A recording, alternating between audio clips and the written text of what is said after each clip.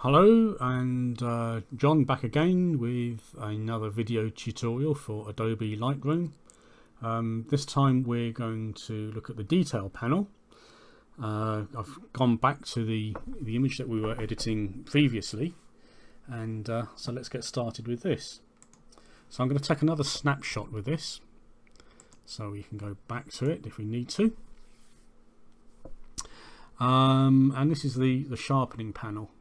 Now what we really want to do when we start sharpening is to actually zoom right in and on a part of the image. So this has gone one-to-one representation. Now, being a landscape photo, this will actually can handle quite a large amount of sharpening. If it's portrait, you'd probably want to do this a bit less, and you might also then want to think about adjusting the radius. But let's start with the sharpening, and I can push this right up quite a long way, up to maybe there, without it starting to look a bit noisy and a bit odd.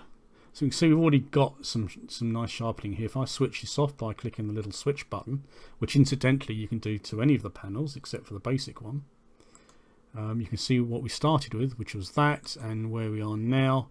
Hopefully in the video you can see that that's sharper. With landscape, well, I tend not to adjust the radius at all, but you can adjust the radius here, and this is actually looking for the size of the edges that we're going to actually increase the contrast on, which is what sharpening is actually doing.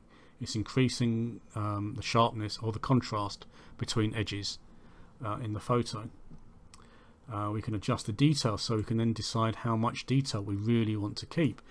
You can see on some of these houses we're getting some detail being brought out into the walls. I'm not actually going to do too much of that, because if I was printing it or displaying it on a projector, you wouldn't see that detail at normal size anyway.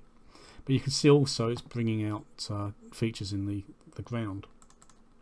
So let's put that back to default. I'm going to come back to masking, because one of the other important things that we need to look at is noise reduction. If I just drag this image around, there's actually not a lot of noise in the photo. One or two dust spots, we'll look at those later. But there's not too much noise in the photo, maybe some in the darker areas, which is typically where it shows up. And we can get rid of that noise in those darker areas by using, in this case, the luminance slider. So we can push the luminance slider up, and this will get rid of the noise. It effectively, what it's doing is it's blurring the photo. So the sharpening and noise reduction for luminance is a bit of a balance between what you sharpen and what you're going to blur. And again, we can then choose how much detail we want to create, and if necessary we can start adjusting contrast as well. But before I do luminance, what I really would like to do is to mask out some areas. So it's not very often you see sharp clouds, and we've got some water here which I'd like to actually smooth out a little bit as well, or at least not sharpen.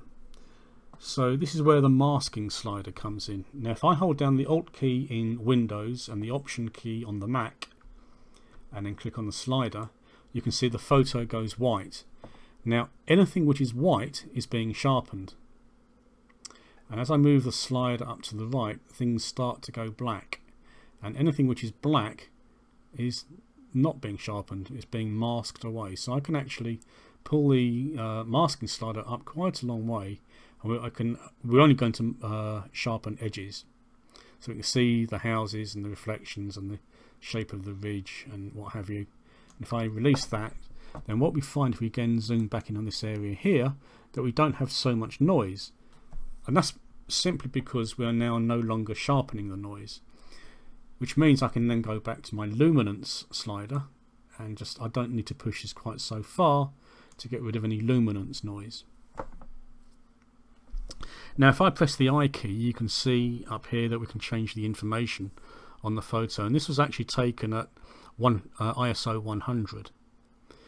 If I had a photo which was taken at a higher ISO level, then we would start to get color noise in here, and the color noise would exhibit itself as being red, blue, green dots. If we go to the library module, and I can go down and we'll choose something I've took just recently which will have a high ISO,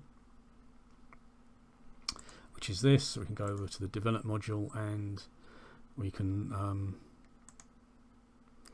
zoom in on here. We might see some color noise. Actually, it's pretty good. This is taken at ISO 800, but if we had some ISO noise, color noise, which exhibits itself as red, green and blue dots in dark areas, actually might be a little bit in the shadow area here. We can adjust this and that will get rid of it, or minimize it at least to an acceptable level. But again, you need to remember that what this is doing is this is blurring the photo, and counteracting, if you like, or acting against the amount of sharpening. We can also in here just adjust the smoothness, which again will add some blur, and we can choose then also, if we want to keep detail, then we can highlight the detail from our sharpening exercise. So that is that's the sharpening panel. That's really all I want to say on that. And next time we shall come back and we'll look at lens correction. Thanks for watching this video, and I'll see you next time.